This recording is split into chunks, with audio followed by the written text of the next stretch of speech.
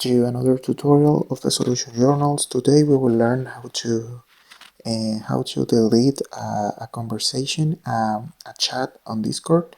So this is an easy process to do. You need to go to the application of Discord, and here you need to go to the superior left corner in the option of your chats with the people. And after that, if you want to delete a chat here in that person, you need to pick here in the superior part where you got the name of that person, and after that you need to go to these 3 points in the superior right corner, and here you need to pick in close DM.